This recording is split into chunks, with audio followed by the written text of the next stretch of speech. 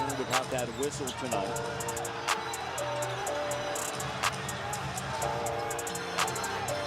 Kobe Bryant makes a baseline move, crossover, step back, good, and a foul. What's going on, y'all? We have a Kobe breakdown. We are going to be doing one of the moves that made me really fall in love with the shimmy jab, and it was the shimmy jab to the under drag that Kobe did on Terrence Ross and won. This move right here made me realize that Kobe did something that was different with his jabs, with his first steps. That was a shimmy. Now when he goes into a shimmy, what he wants to do, or what he did very well, is make sure that he has that weight distribution to rock back toward his pivot foot. So in this case against Terrence Ross, he had his left foot as his pivot. He went to step out. He does this really well, having a controlled or calm tempo with his off pivot foot step. And when he lets that foot hit, or in the act of letting it hit, what he does with ball and weight distribution is he allows it to shift back toward his pivot.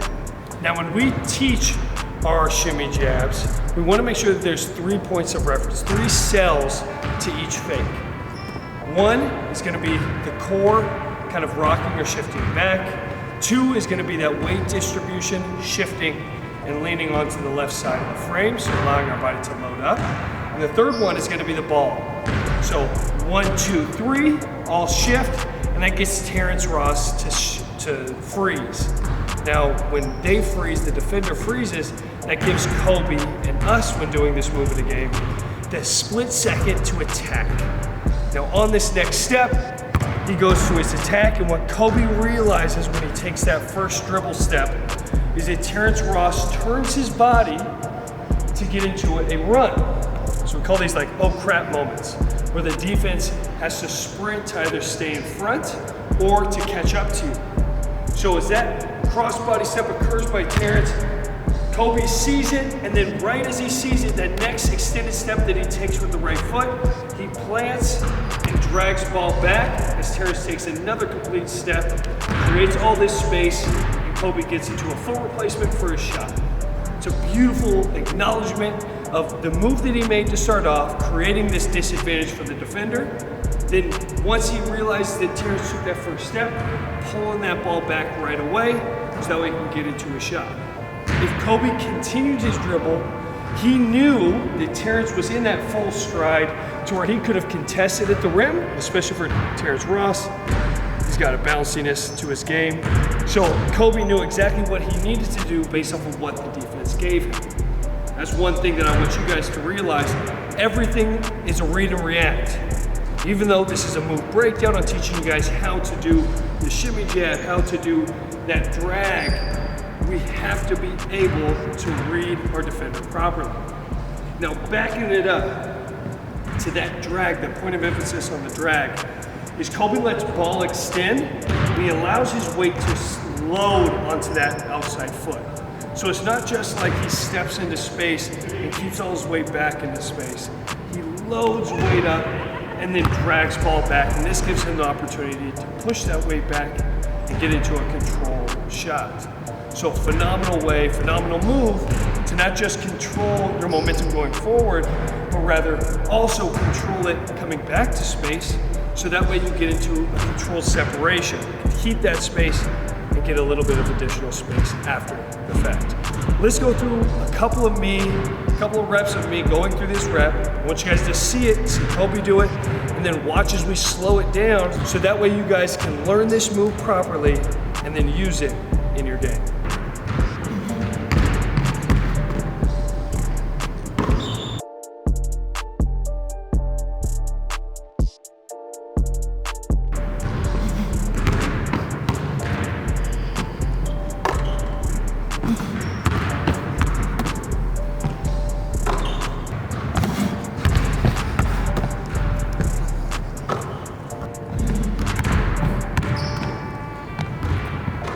Now, I know I just talked about what we saw, but let's talk about the things that we didn't see. I actually want to go over 2 additional options that if the defender played a little bit differently, I want you guys to be able to see how Kobe could have read it.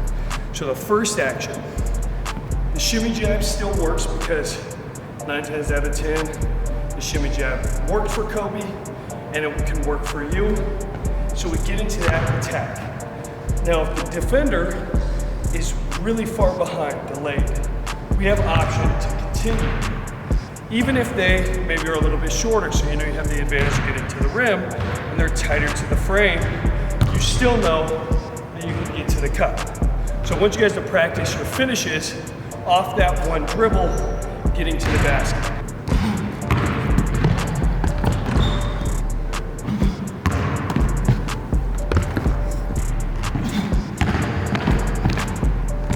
Now the second option that could have happened is if the defender played a little bit tighter after the first step. So once again, shimmy works, as we already established that it usually does. But now as we take that first dribble step, instead of that gap between us and defender starts playing a little bit closer to the frame. Now if I have that defender closer to the frame, whether they run to play catch up in that oh crap moment, or they're sliding with me really well, playing good defense, instead of me dragging the ball underneath, which is gonna come back right into their frame, we can go into a punch strat. It's still a form of stop separation, so it still allows us to get into that drag situation, but instead of dragging the ball underneath, we're just gonna punch ball right toward the heel or the pinky toe of that extended step.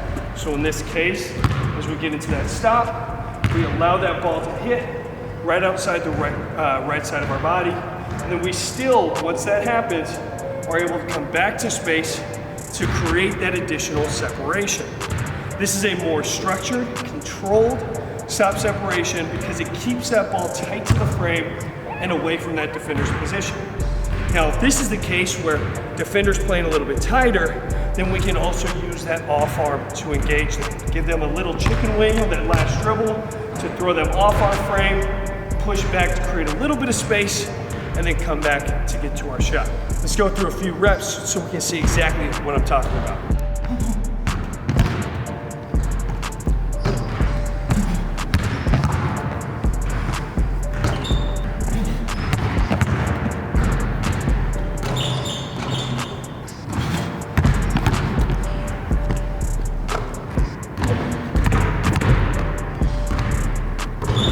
Bonus tip for you guys. Now, just in case that one time where a shimmy jab isn't hitting, maybe our timing is off, okay, we want to be able to get into a shimmy jab. Now, that's a great way to just tease your defender, test their frame, get them to kind of move around, jump around, so that way you can see how exactly they're playing you. Now, after you hit that little shimmy jab and get them to move, as soon as they come back from that drop stance, be able to go into another jab option, or another shimmy, or a shot fake.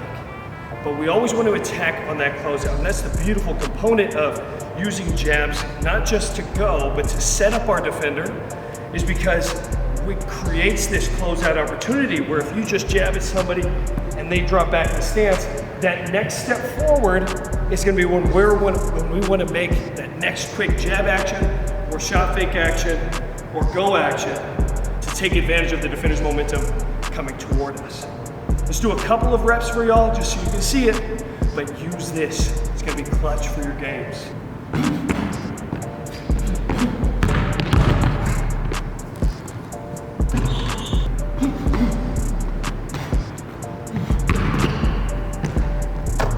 Been concerned about that whistle tonight.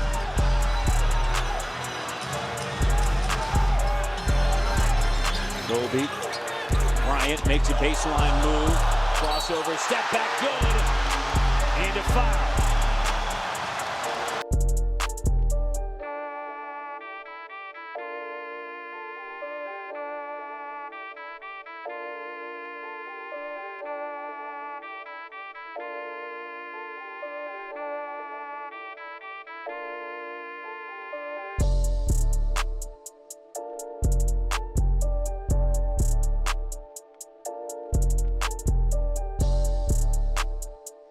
All right, guys, that's a wrap. This is the one possession that made me fall in love with the shimmy jab and made me able to use it in my games on a consistent basis.